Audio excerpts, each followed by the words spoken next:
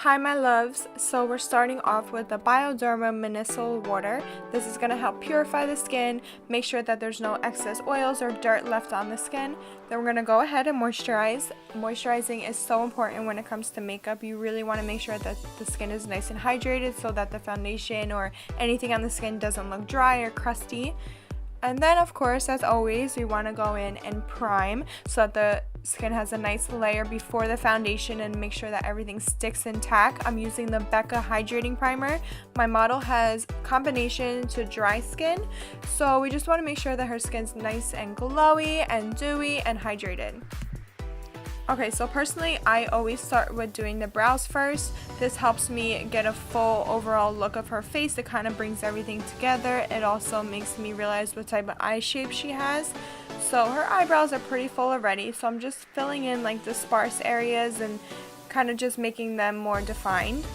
I'm using the Anastasia brow brush and then going in with my Morphe brow palette.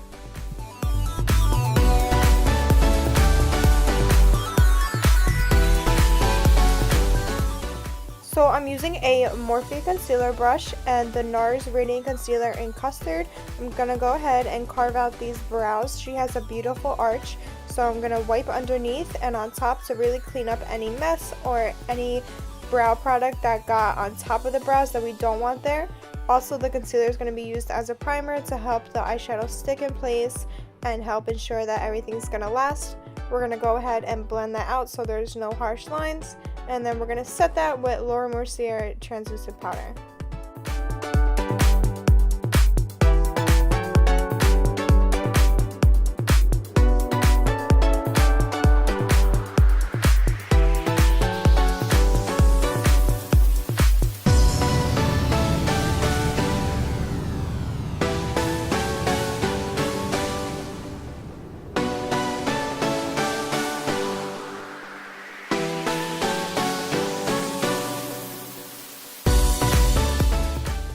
So moving on to eyeshadow, I am taking the first color from the Anastasia Modern Renaissance palette, the Golden Orchid or whatever, I don't know how to say it, but we're going to use that on the outer corner and a translucent color to really blend everything together. You definitely want to put a lighter color first and then build up the color.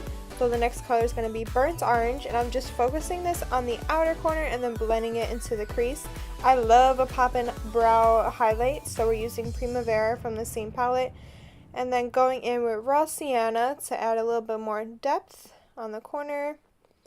And then really making it defined by using Cypress Umber. Modern Renaissance has some weird ass names. So if you guys are looking for the best pigments, I suggest these Inglot pigments. They're amazing.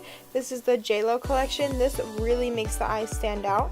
And then my favorite gel liner ever is this Inglot one. It is the creamiest eyeliner I've ever worked with in my life. I don't know how I did this, but I was on the phone and drawing out her wing eyeliner at the same time. That takes skill, girl.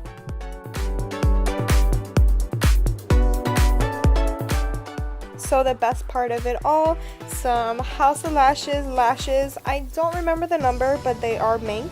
Mink are my favorite lashes. They're so fluffy. They really make the eyes stand out.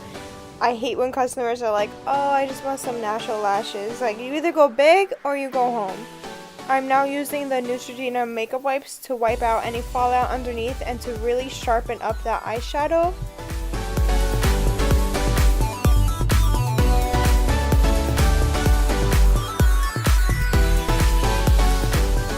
Now we're moving on to the skin, so I'm starting out with the MAC Stroke Cream. Like I said, she has normal to dry skin, so I really want to make sure her skin's nice and dewy underneath to give a really natural flush glow. Then we're going to be using the Born This Way Full Coverage Foundation. I know it looks a little light on camera, but I warmed everything up eventually at the end as well.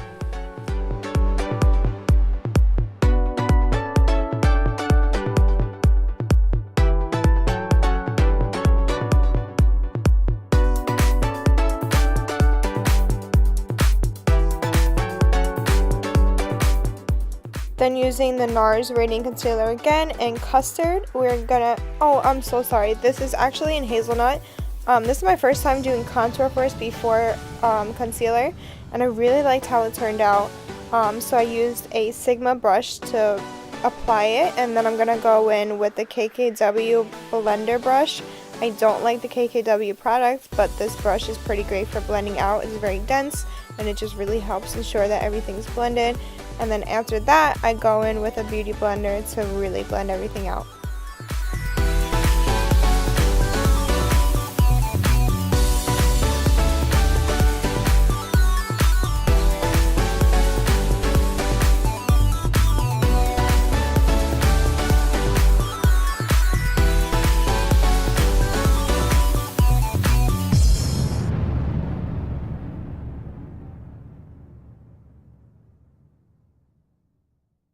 And now is when I use the creamy concealer in Custard. This is a few shades lighter than her actual skin tone, so we're going to really highlight underneath her eyes.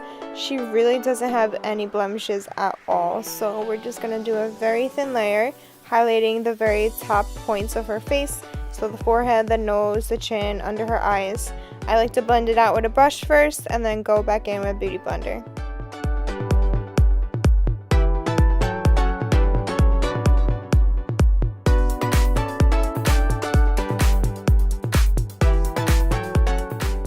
It's really not necessary to bake in a situation like this. We're just doing this for the camera. I don't actually like baking because I feel like it clogs pores and it's just so heavy on the skin. I only really bake when it's like a bride or if somebody's having an event for all night.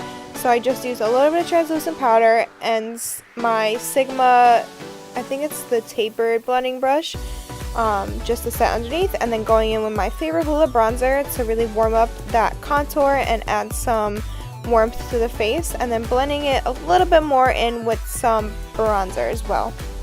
Using one of my favorite blushes from Makeover, putting this on the apples of her cheeks and the top of her cheekbones. I don't really like blush directly on the apples. And then I just apply a little bit on the forehead, on the nose, and the chin just to add like an all over color for her. And then really sculpting out her contour. I feel like this really pulls together the look. And her cheekbones are amazing.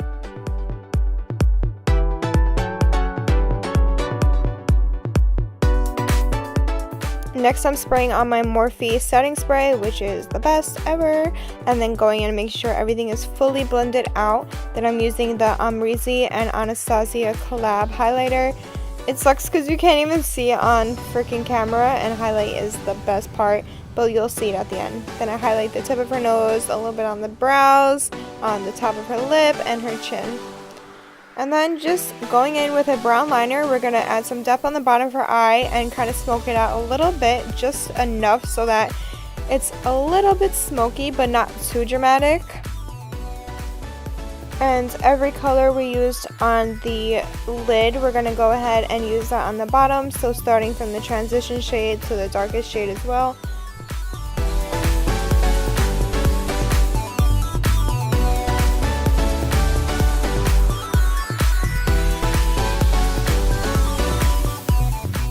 Probably gonna get a lot of comments about this, but usually I do mascara after I apply the lashes. I know some people do it before, but me, I like it after, and then I apply it on the bottom lashes too. Moving on to the lips, I'm using MAC Strip Down Liner to line her entire lip, and then I'm gonna go in with the Kat Von D Long Lasting Matte Liquid Lipstick. That was a mouthful to say. I don't remember the color, but honestly this color was so hard to work with. It started out so like a light berry, and then at the end it's like super dark and vampy, which is what it looks like in the container. So it just took me a while to really build up this color. Plus it was very patchy as well, so after a few minutes it finally worked out, and this is the end color. And of course add some setting spray to make everything last for the night or throughout the day. And here is the finished product. She's so beautiful. This came out so great. Thank you guys for watching, and I'll see you in my next video.